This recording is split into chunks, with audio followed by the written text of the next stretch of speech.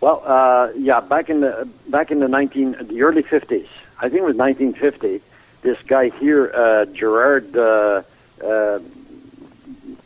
Peltier, he's a writer for Le Devoir newspaper, and he's well known, well respected man, and he's passed away today.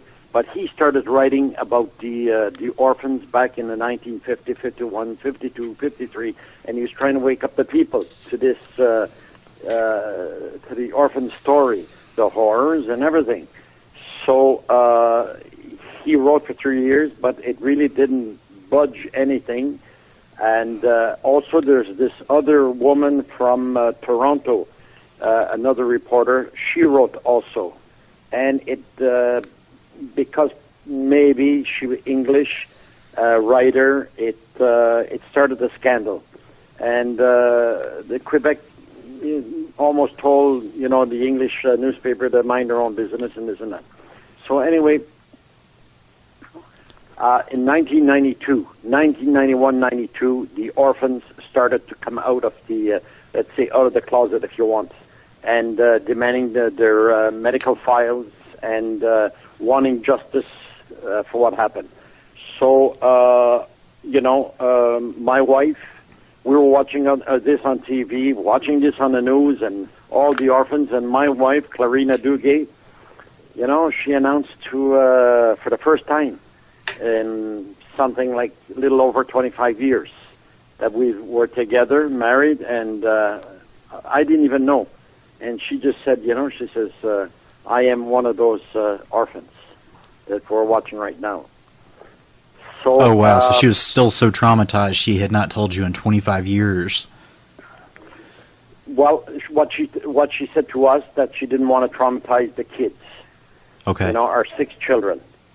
And, you know what I mean? And she just didn't want no one to, and in knowing my wife also and the other orphans now, they all blame themselves, most of them.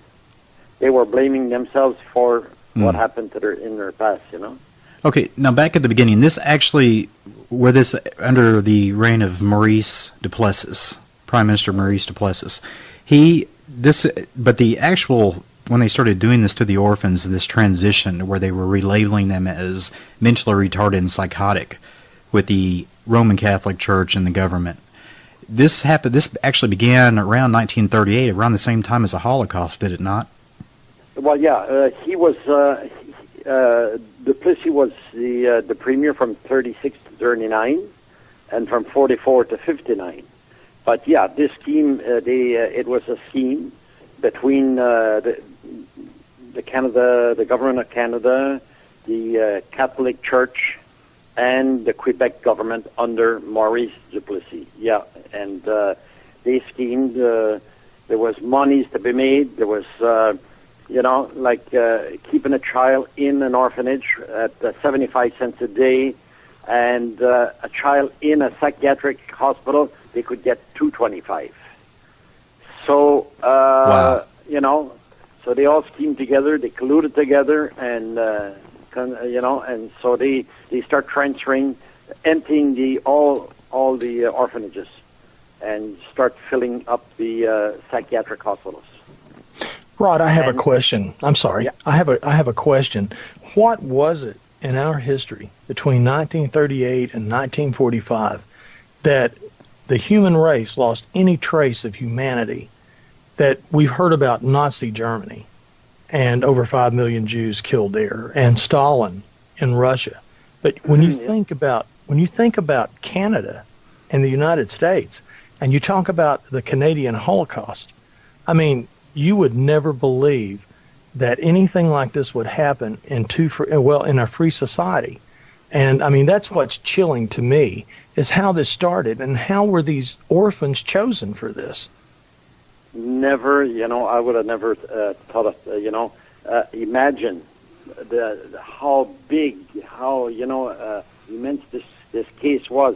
At the beginning, we're just talking about, orphans, they were transferred here and there. But like in 1992, there was a police inquiry, and I saw I saw this case going, from it was going good and then it started going bad, because I saw people, there was collusion between the government and the church, and I noticed that they didn't want to get justice for these children.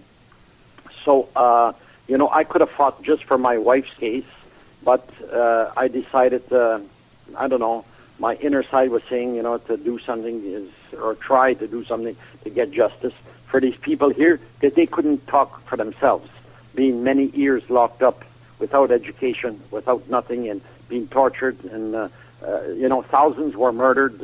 There's 100,000 orphans that's direct into this case here, and there's 100,000 orphans that are disappeared or murdered, and there's mass grave sites and the whole works. But like you were saying, talking about Nazi Germany, and it's just mind-boggling that that you say, well, this happened in Canada and to children, and I'm just going to give you an example.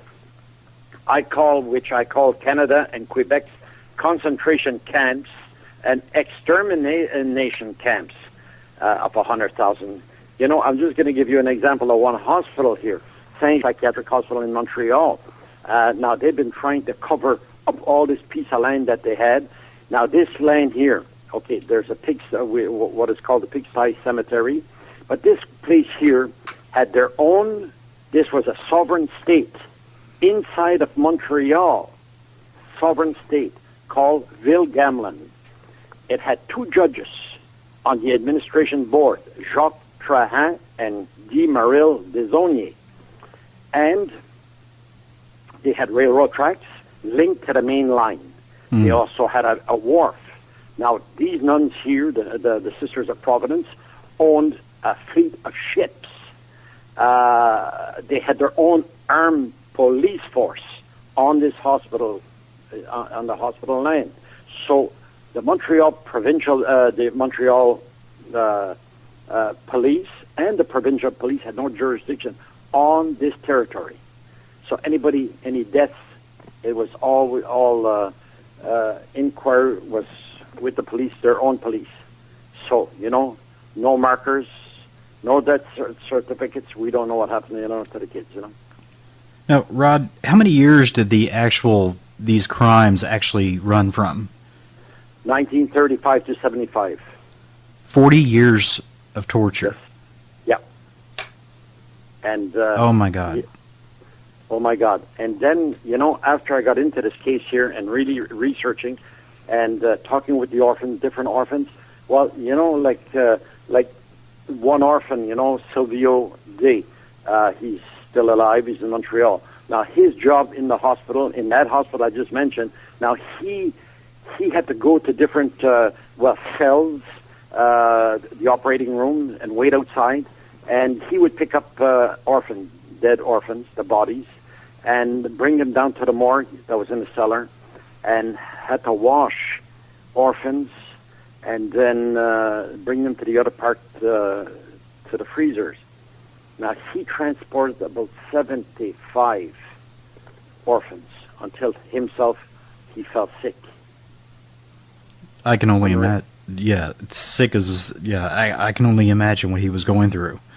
Not to mention what the orphans themselves are going through, but actually having to cart those bodies away. Well, Rod, the one question is was this totally indiscriminate? When you have Hitler and you had Stalin, you had a scapegoat group, whether it was the Jews or Murs or whatever. What? And then they want you to respect them. Respect our religions. Religion is not to be respected. You uncover the truth. You say the truth. No matter what.